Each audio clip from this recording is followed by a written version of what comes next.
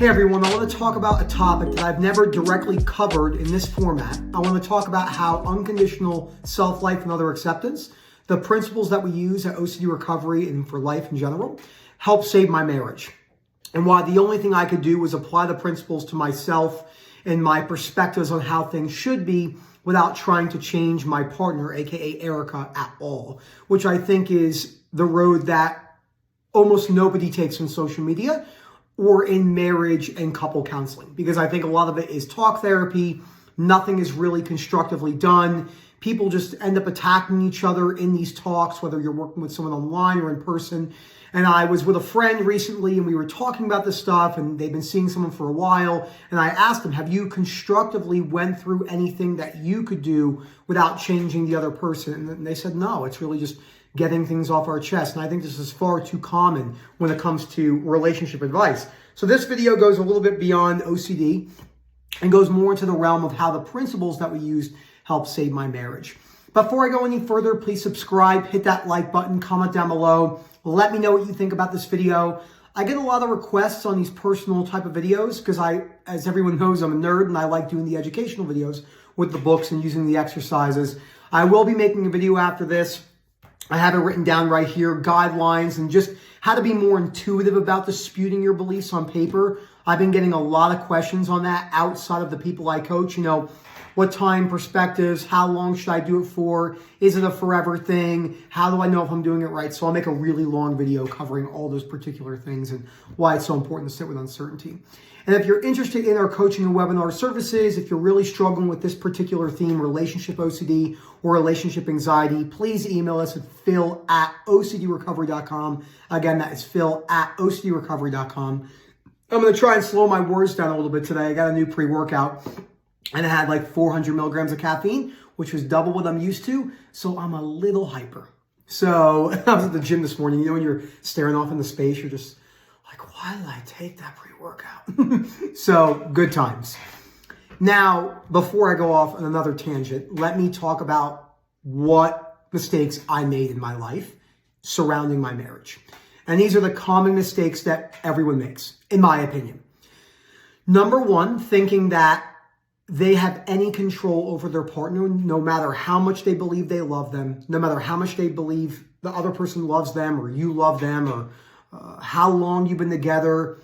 You have no capability whatsoever to change a single thing about your partner. The only way your partner changes is if they want to change. Now let's get that on the table, because that's a really big mistake that most people make. They always talk about changing other people. How I hear this constantly. You need the other person to change for you. The other person must do this in order for you to be able to get better. And that goes way beyond relationships. That can go for work environments, coworkers having to fit your needs. And this is a really big mistake, because I know this sounds harsh, but nobody owes you anything. No one owes you anything in this life. Not your mom, not your dad. They don't owe you anything. They don't. If they owed you something universally, kids would not be given up for adoption. Whether you agree with that or not, they don't owe you anything. Morals, morally driven right and wrong societal fears is just that. They're just perspectives. They can't be proven. No matter what anyone says, the evidence says this. You cannot prove a moral.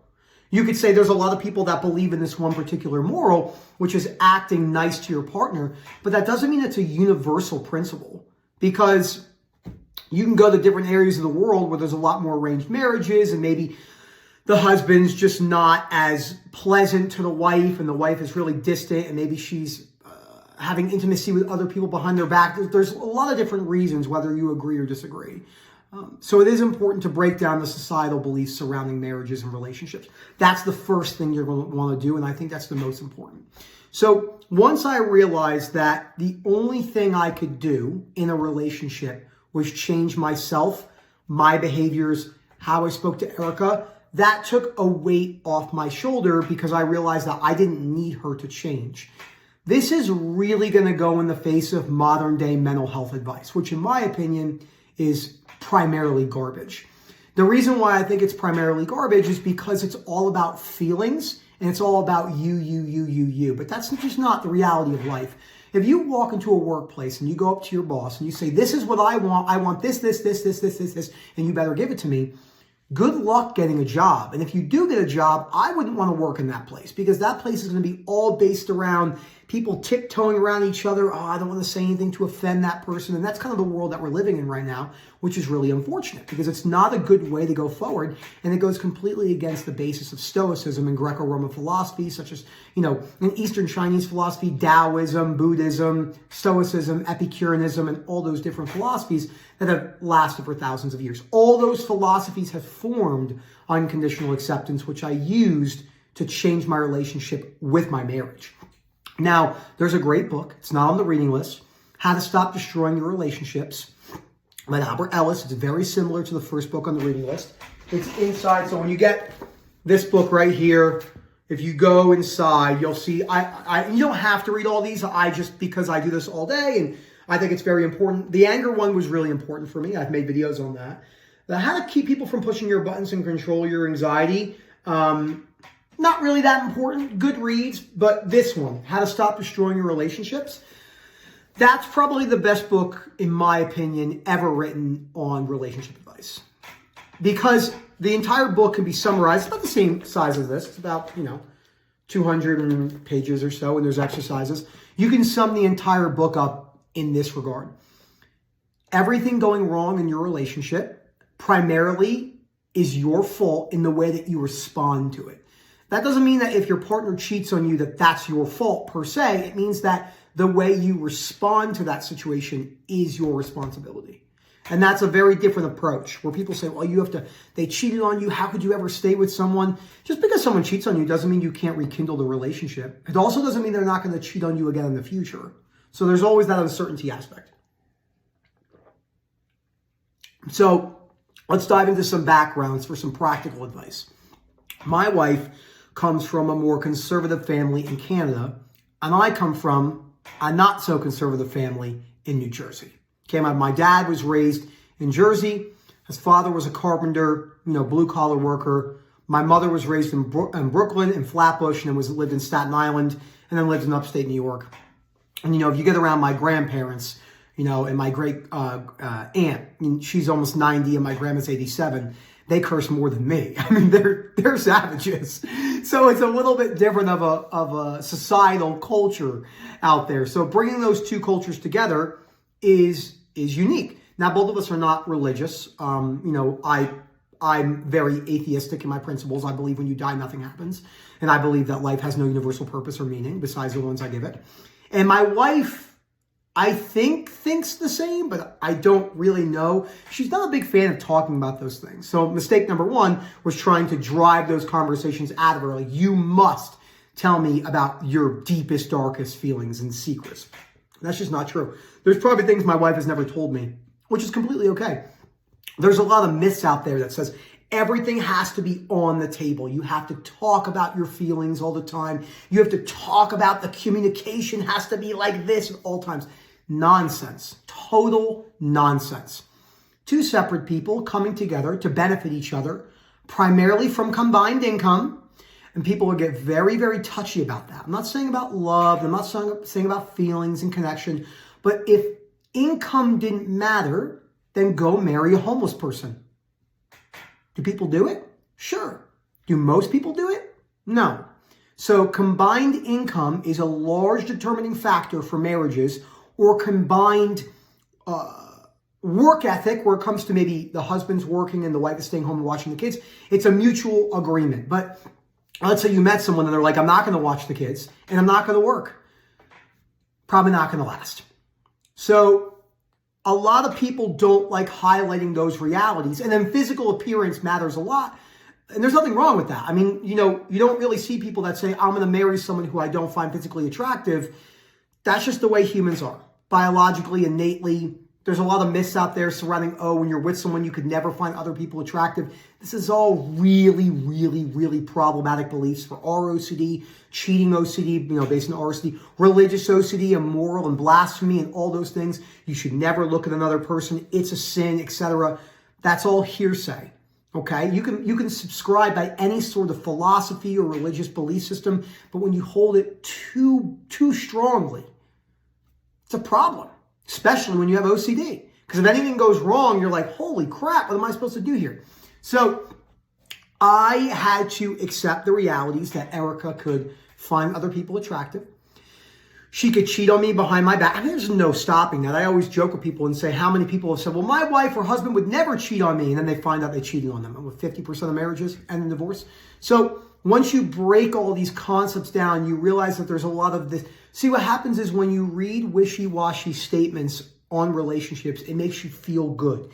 It makes you feel connected. It makes you feel safe.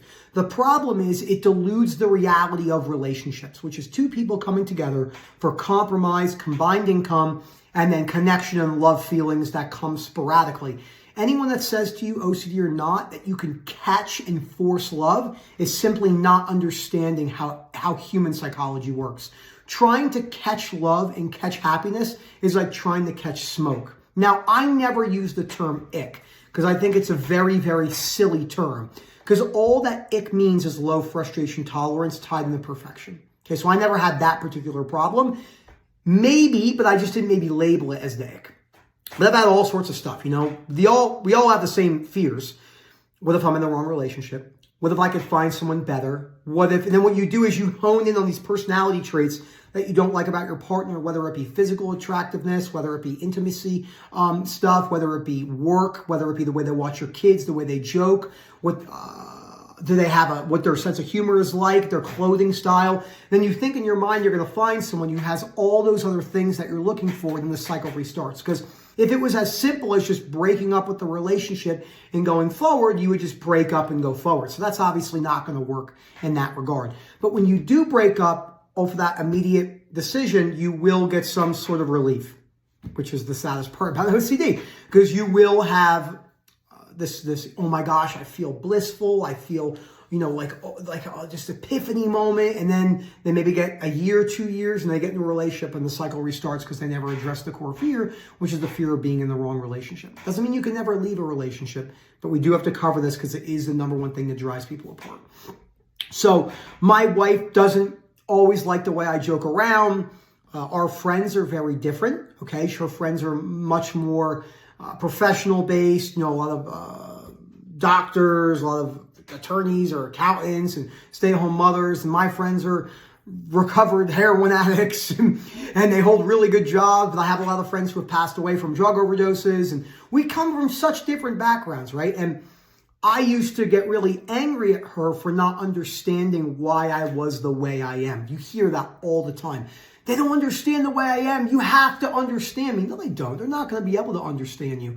How would they be able to understand you? That's like me going to a different culture, maybe the Netherlands or the Nordic countries, and saying, you know, why don't you understand our culture? They don't. They weren't raised in your culture. They're not going to understand. So all you could do is try to educate your partner, and if they don't want to listen, they're not going to listen. So that's a really important piece. A lot of people don't like covering that, but that's really, really important. And the last thing I want to talk about is wearing urges in anything about the relationship. So the urge to speak your mind. You don't have to speak your mind all the time. Nothing wrong with it, but every time, not necessary. The urge to want to maybe sleep with other people. Again, these are things that people are really scared about even talking about. And the amount of humans that have these type of thoughts or intrusive urges and et cetera are vast, and no matter what anyone says, because human beings are just human beings. So you can be aware of those urges and you could say, hey, look, I'm going to make a conscious decision to stay with my wife or my husband, and I'm going to make the best of it as I can. If I don't like it, I can always leave them later and do what I want to do, et cetera, et cetera. But, you know, that's going to come down to you. Wearing the urges to yell when you think you're right about something. One of my favorite quotes is, being right and wrong is the small man's game or small person's game. Being right and wrong is a silly, silly way to go about life, because that goes directly into thinking you can change other people by proving to them why they're wrong. And that's a problem. So I hope you guys enjoyed this video. A little bit of some rambling in there, but I think it all comes together to realize how the acceptance principles changed my life, because I had to change my perspectives on those particular things and realize that I couldn't change Erica. She either was going to accept me or not, but I knew what I had control over. My views in the relationship, how I could apply acceptance to my own life, how I could change my behaviors and so forth. So thank you so much for watching this video. If you have any questions down below, please let me know. And hopefully we see you soon. Remember, phil@ocdrecovery.com. We have webinars every Tuesday at 8:30 p.m. UK time, and hope to see you soon. Have a good one, everyone.